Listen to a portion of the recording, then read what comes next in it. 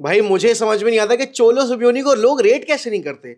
Diogo Simeone पिछले 12-13 सालों से एटलेटिको मैड्रिड को मैनेज कर रहे हैं और यहां पर कल रात में अगेंस्ट दी ऑड जाकर इस यूसीएल आपके राउंड ऑफ 16 की पहली अपसेट दे दी उन्होंने, जहां पर इंटर मिलान जो कि फर्म फेवरेट थी, इंटर मिलान इस साल में आपकी चैंपियंस लीग जीतने की वन ऑफ द फेवरेट्स थी। जिस तरीके से आपके सिमियोने इंजागी इंटर मिलान को लीग के अंदर मैनेज कर रहे थे और जिस तरीके से उन्होंने ग्रुप स्टेज के मैचेस खेले, उसके बाद सभी को लग रहा था यार कि ये जो इंटर मिलान की साइड है जो लास्ट ईयर फाइनल खेली थी, शायद इस बार वो फाइनल हर्डल पार करके इस बार शायद यूसीएल जीत भी जाए। लेकिन इस बार के इरादे एटलेटिको मैड्रिड के कुछ और थे। पहले लेग में 1-0 डाउन थे भाई, ऐसा लग रहा था कि एटलेटिको मैड्रिड की तो हो गई कहानी। यहाँ पर जिस तरीके से इंटर मिलान ने डोमिनेट किया था, जितने चांसेस बनाए थे, और हाँ कहीं ना कहीं आप बोल भी सकते हो कि शायद वो चीज़ हो भी जाती अगर आपके अर्नाटोविच वो चांसेस बरी कर देते जो फर्स्ट लेग में बने थे। लेकिन कल रात में भी आपने देखा कि एटलेटिको मैड्रिड वो टीम थी जो कि विद द बॉल ज्यादा खेल रही थी और इंटर मिलान आपकी ऑन द ब्रेक खेल रही थी और good enough amount of chances बनाए भी थे जहां पर मार्कस थुरम को गेम किल करने का मौका मिला। लेकिन सोचो इस सीजन का जो उनका बेस्ट प्लेयर रहा है उसने स्कायर हिट कर दिया भाई पेनल्टी शूटआउट में।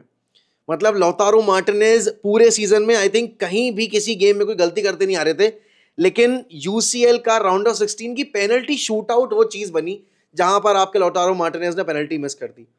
और इस वक्त पे अगर देखा जाए तो एटलेटिको मैड्रिड अगर लीग में देखें तो थोड़ा सा पीछे बैठी हुई है और यहां पर इस फिक्चर में आते हुए भी they were not the favourites, but that's what football is all about. इस गेम में स्पोर्ट में फेवरेट्स बनकर आना आपके लिए काफी नहीं होता, आपको on that given day perform करना पड़ता। और कल एटलेटिको मैड्रिड की जो टीम थी, कल एटलेटिको मैड्रिड का जो गेम प्ले था वो इंटर मिलान के कंपैरिजन में बहुत बेटर था।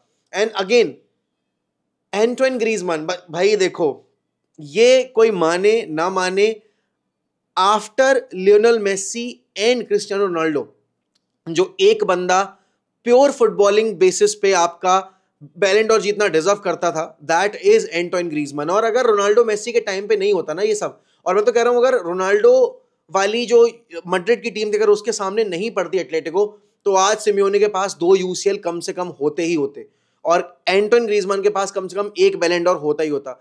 भाई ही वाज एवरीवेयर कल रात में, he was creating chances, he was taking shots, he was controlling the tempo. And ये चीज हमने मैच से पहले भी डिस्कस की थी कि उनके लिए सब कुछ जो डिसाइड करेगा वो एंटोइन ग्रीजमान की परफॉर्मेंस डिसाइड करेगी। एंड कल रात में चोलो सिमियोनी की एटलेटिको मैड्रिड ने पेनल्टी शूटआउट में इंटर मिलान को हराकर बाहर कर दिया।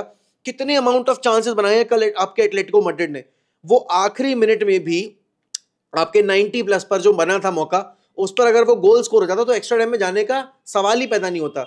लेकिन देन अगेन वो कहते हैं ना कि कोई बात नहीं, एंड रिजल्ट मैटर करता है। एंड कल रात में एटलेटिको ने यहाँ पर इंटर मिलान को बाहर करके अपनी जगह पक्की कर ली अब क्वार्टर फाइनल्स के लिए। और हमारे सामने जो क्वार्टर फाइनलिस्ट हैं वो है Arsenal, Atletico Madrid, Barcelona, Bayern Munich, Dortmund, man city, PSG and यहाँ पर आपकी जो the best team in Europe है रियल मैड्रिड। अब इनमें से कौन से फिक्चर्स कैसे किसके अगेंस्ट भिड़ेंगे वो तो हमें अब 16 तारीख को पता चल ही जाएगा। लेकिन एक चीज तो आप मान के चलो कि ये अब जो पावर पैक्ड, क्योंकि इस बार ना कोई अंडरडॉग स्टोरी अभी नहीं है अगर देखा जाए तो। मतलब लास्ट ईयर हम देख रहे थे कि AC Milan were not the favourites but they were going ahead. Inter Milan की परफॉर्मेंस लास्ट ईयर ऐसी कुछ खास नहीं थी लेकिन वो फाइनल खेल गए जाकर। आई थिंक इस साल जितनी भी टीम्स आई है ना उनकी फुटबॉल अगर देखा जाए तो बेटर रही है। हाँ बोलोगे कि बार्सिलोना, बायर्न म्यूनिख उस लेवल पे परफॉर्म नहीं कर रहे जो उनकी यूजुअल पेडिग्री रहती है, बट वो बिग क्लब क्लैशेस जो आप देखना चाहते हो ना वो आपको अब क्वार्टर फाइनल्स में देखने को मिलेंगे। अब क्या परम्यूटेशन कॉम्बिनेशन बैठाकर आर्सेनल किसको फेस करेगी, एटलेटिको के सामने कौन जाएगा, बारसा और आपकी बायर्न का मैच होगा या बारसा मैड्रिड का मैच होगा या बारसा मैन सिटी खेलेगी या बारसा पीएसजी खेलेगी, वो सारी बातें तो अब 16 तारीख को पता चली जाएंगी। लेकिन डॉर्टमंड ने भी कल यहाँ पर पीएसवी को हराकर स्कैमचो के गोल की वजह से क्वालिफाई कर लिया। स्कैमचो ने हमारी टीम को बता दिया कि what we are missing. But स्कैमचो को मैं एक चीज बोलना चाहूंगा कि आप कुछ भी कर लो, यहाँ पर आपकी जगह नहीं बनने वाली। You are happy at Dortmund, we are happy that you are at Dortmund. तो वो सीन है। बट हाँ Dortmund have qualified for the quarter finals अब। और इस सीजन में अगर देखा जाए डॉर्टमंड की जो परफॉर्मेंस रही थी उनके ग्रुप ऑफ डेथ में, I expected them to go out in the group stages itself, लेकिन वो चीज़ हुई नहीं। वहाँ पर वो ग्रुप टॉप करके अगले राउंड में आए और उन्होंने पीएसवी को हराया। और आई थिंक काफ़ी बैलेंस फिक्चर भी था ये, क्योंकि अगर डॉर्टमंड किसी बड़ी टीम के अगेंस्ट टकराती तो शायद यहाँ पर डॉर्टमंड क्रम्बल कर जाती। लेकिन क्योंकि यहाँ पर उनको पीएसवी मिली थी तो वो आगे क्वालिफाई करके आए। अब यहाँ से जो आपका क्वार्टर फाइनल्स वाला वो है ना सीन, वो पूरा क्लियर हो गया है। कौन सी टीम किसको फेस करेगी, कौन सी टीम आगे जाएगी, अब वो तो हम प्रेडिक्शन देंगे ही देंगे। बट डेफिनेटली ये जो आज आपके सामने 8 टीमें बैठी हुई ना, this power packed quarter finals ना बहुत मजा आने वाला है। जितना डल आपका राउंड ऑफ 16 हुआ है, आई थिंक उससे कहीं ज्यादा, और मैं कह रहा हूँ लास्ट ईयर के क्वार्टर फाइनल से कहीं ज्यादा आपका इस बार एंटरटेनिंग होने वाला है यहाँ पर इस बार का क्वार्टर फाइनल्स। बट हाँ, कमिंग बैक टू चोलो सिमियोनी, आप इंटर मिलान की बात अगर करो, आई थिंक मार्कस थुरम को बहुत ज्यादा क्रिटिसिज्म मिलनी चाहिए, क्योंकि मार्कस थुरम ने 2 चांसेस थे उनके पास, वो बरी नहीं किए। देन डमफ्रीज को गेम के फर्स्ट हाफ में ही यहाँ पर मौका मिला था आपके पहले गोल पे असिस्ट देने का, लौतारो मार्टिनेज को, बट देन अगेन उन्होंने भी वो चीज नहीं की। पता है सबसे इंपॉर्टेंट चीज क्या है, कल इंटर मिलान थोड़ा डर के खेली। जब एटलेटिको ने वो पहला गोल स्कोर कर दिया ना, तो आप कहोगे कि यहां पर इंटर मिलान के लिए बस ये था कि हमें अपनी 1-0 की जो अभी हम 1 गोल की लीड पे हैं उसको हमें प्रोटेक्ट करना, और वहीं वो मैच हार गए। आप देखो सिमियोनी ने कितने सब्स्टिट्यूट्स किए, एंड वहां पर मेम्फिस डिपे ने आकर बिल्कुल बिल्कुल एंड मोमेंट पर जाकर मैच जो है वो स्नैच कर लिया, और जीत भी जाती अगर वो चांसेस जो बना रही थी एटलेटिको वो बरी कर देती। एंड देन अगेन आप यहाँ पर यही बोलोगे कि सिमियोनी जो रिस्पेक्ट डिजर्व करते हैं, सिमियोनी के बारे में इतना डिस्कशन किया नहीं जाता।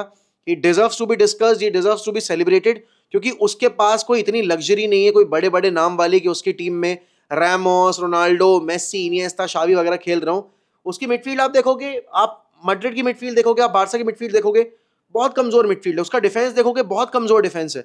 बट वो स्पिरिट और वो मेंटालिटी जो आप बोलोगे ना एटलेटिको मैड्रिड की रहती है, उन्होंने जब पहला गोल स्कोर किया ना, there was a different vibe in Metropolitano. और उसके बाद आप देखो जब दूसरा गोल डिपाई ने स्कोर किया, वो इक्वलाइजर जब मारा एग्रीगेट वाला, वहां पर तो भाई स्टेडियम की रूफ जो थी ऐसा लगता है नीचे गिर जाएगी।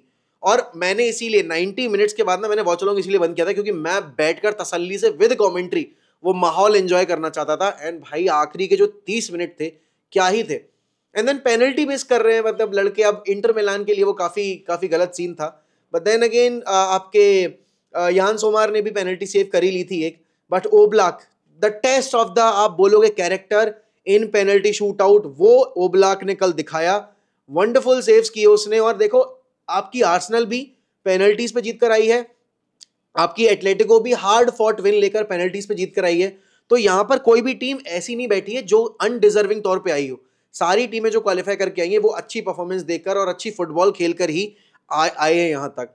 अब हमें देखना ये होगा कि इसके बाद अगली टीमें कौन सी जाएंगी जो सेमीफाइनल में जगह बनाती हैं। लेकिन हाँ, अगर मुझे ना एक मैनेजर ऐसा चुनना हो जो कि डिजर्व करता है यूसीएल, एक प्लेयर ऐसा चुनना हो जो कि डिजर्व करता है यूसीएल इन सारे स्क्वाड्स में, आई थिंक एटलेटिको मैड्रिड वो डेफिनेटली क्लब बोलूंगा मैं। और एंटोइन ग्रीजमैन में डेफिनेटली वो प्लेयर बोलूंगा जो कि डिजर्व करता है यूसीएल। क्योंकि लोग इतना ज्यादा डिस्कस कर नहीं रहे हैं इस टीम के बारे में, डिस्कस कर नहीं रहे इन प्लेयर्स के बारे में, but they deserve to be celebrated also. यहाँ पर अगर मैं बात करूं सैंचो की परफॉर्मेंस की, आई थिंक सैंचो के लिए ये सीजन इंपॉर्टेंट है, ना सिर्फ उसके पर्सपेक्टिव से बट हमारे पर्सपेक्टिव से भी, क्योंकि हम सैंचो को अगर सेल करेंगे तो उसकी परफॉर्मेंसेस जब होंगी तो हम मार्केट में पैसा डिमांड कर सकते हैं। एंड अभी उसने कल जो गोल स्कोर किया है उसके बाद से थोड़ा सा रिलीव्ड होगी यूनाइटेड का मैनेजमेंट भी। देखो अब यहाँ पर मैं पूरी तरीके से रूल आउट तो नहीं कर रहा सैंचो की कमबैक की पॉसिबिलिटी, अगर टेनेक को सैक कर दिया जाता है तो आपके बोलोगे यहाँ पर सैंचो वापस भी आ सकते हैं, क्योंकि वो बोल रहे हैं कि मुझे टेनेक के साथ काम नहीं करना। लेकिन मेरे ख्याल में अगर हम टेनेक के ऊपर भरोसा जताएंगे, एक और साल देंगे, आई थिंक चीजें सुधरेंगी।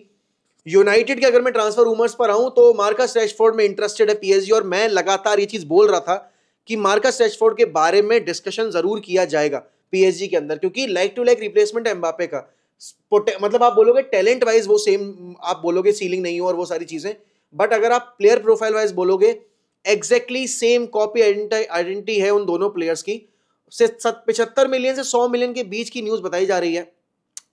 अब मुझे तो नहीं लगता कि इस वक्त पे ब्रिटिश प्लेयर को बेचेगी यहाँ पर आपकी नई मैनेजमेंट, क्योंकि वो कोर अगर देखोगे मैनेजमेंट का तो वही ब्रिटिश लोगों के अराउंड ही बना रहे हैं। बट क्या मैं मार्कस रैशफोर्ड को बेचना चाहूंगा? बिल्कुल बेचना चाहूंगा। अगर इतना पैसा मिल रहा है तो डेफिनेटली बेचना चाहूंगा। ऑल्सो एक पॉजिटिव न्यूज भी है रिगार्डिंग हमारे कुछ इंजरी से आते हुए प्लेयर्स की। मेसन माउंट इज बैक, तो यहाँ पर इंटरनेशनल ब्रेक के बाद मेसन माउंट वापस आ जाएंगे। और सबसे बड़ी खबर जो इस वक्त की है वो ये है कि लिसांद्रो मार्टिनेज भी आपके इंटरनेशनल ब्रेक के बाद वापस आने वाले हैं, और लिसांद्रो मार्टिनेज को कॉल अप भी मिल रहा है यहाँ पर आपके अर्जेंटाइन स्क्वाड में अभी जो फ्रेंडलीज होने वाले हैं। उसके अलावा यहाँ पर Raphael Varane is ready to commit his future with Manchester United even at a reduced wages, क्योंकि वो चाहते हैं कि वो या तो मैड्रिड में या यूनाइटेड में या लेंस में जाकर अपना करियर एंड करें, ना कि सऊदी में जाकर अपनी फुटबॉल खेलें। तो भाई ये सारी चीजें जो आ रही है निकल के, इतनी सारी नेगेटिविटी के अराउंड थोड़ी सी पॉजिटिविटी जरूर हमें देखने को मिल रही है। आई होप कि हम इन सारे सिनेरियोज पर जल्दी डिसीजन लें। एंड डेफिनेटली यहां से अब आप लोग मुझे बताओ कि आप किस टीम को किसके अगेंस्ट भिड़ता देखना चाहते हो। आपके क्वार्टर फाइनलिस्ट जो मिल चुके हैं आपको, उसमें से कौन सा फिक्सचर सबसे एक्साइटिंग होगा अगर इन दोनों फिक्सचर्स में, मतलब ये दोनों टीम एक दूसरे को टकराएंगी? तो वो सारे प्रेडिक्शन चाहिए मुझे कमेंट सेक्शन में। Don't forget to follow us on Instagram, don't forget to subscribe to this channel for daily footballing content. और इसी के साथ मैं आपसे लेता हूं अलविदा। आई होप आपको वीडियो पसंद आई होगी और अपने अपने प्रेडिक्शंस देना मत भूलेगा। चलिए bye bye, take care, of the fucking let's glory glory Man United.